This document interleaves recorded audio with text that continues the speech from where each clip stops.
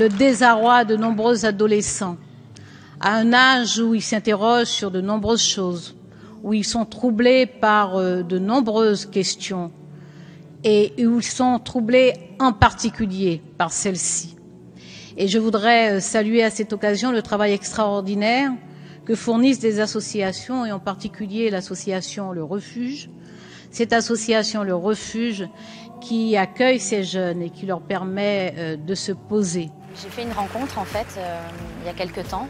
Un garçon qui s'appelle Nicolas Noguet, qui est président d'une association qui s'appelle Le Refuge, dont je suis devenue marraine, qui lutte contre l'homophobie. Donc j'ai accepté d'être la marraine de cette association pour pouvoir justement en parler. Selon l'Institut de veille sanitaire, plus d'un tiers des jeunes homosexuels de moins de 20 ans a déjà fait une tentative de suicide. Un désarroi qui s'exprime souvent lorsque les jeunes sont rejetés par leur famille. C'est le cas de Jeanne. Et c'était quoi la réaction de ta mère? Elle a pleuré, elle m'a dit que je la dégoûtais et elle est partie. Et elle m'a laissée seule dans la rue le soir même. Elle voulait plus jamais avoir de contact avec moi. Il faut se mettre 2 secondes à la place des gens, de ces jeunes, pour s'imaginer ce que ça peut représenter.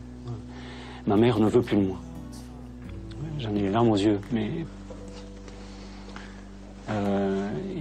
c'est vraiment côtoyer tous les jours l'inimaginable.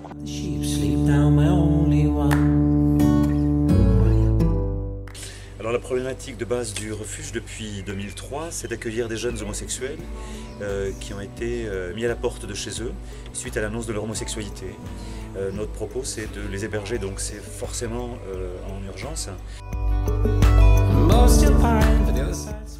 Alors vu le contexte de rupture familiale soudaine et violente, ce sont des jeunes qui se retrouvent extrêmement fragilisés, qui sont en grande souffrance, qui ont souvent recours malheureusement à la drogue, à la prostitution pour survivre,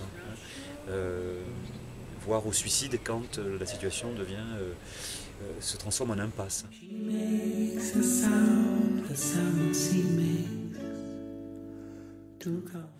Donc la délégation toulousaine a 1 an d'existence, donc c'est quand même très très jeune. D'un point de vue très concret, on n'a pas encore nos hébergements en propre.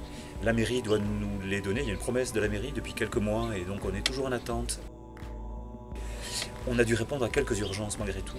Et ce sont des jeunes qui ont été logés donc en hôtel et donc une formule extrêmement coûteuse.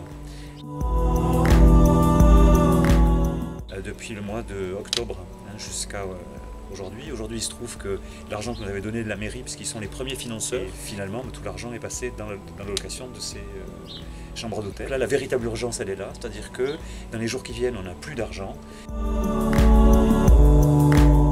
Parce que si on arrête ça d'un coup, s'ils quittent l'hôtel, ils se retrouvent à la rue.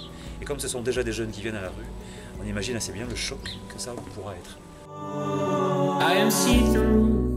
Les appartements de la mairie doivent arriver d'ici septembre, certainement. Chaque jeune qui est aidé, chaque jeune qui est logé est un jeune qui finalement est sauvé d'une situation dramatique.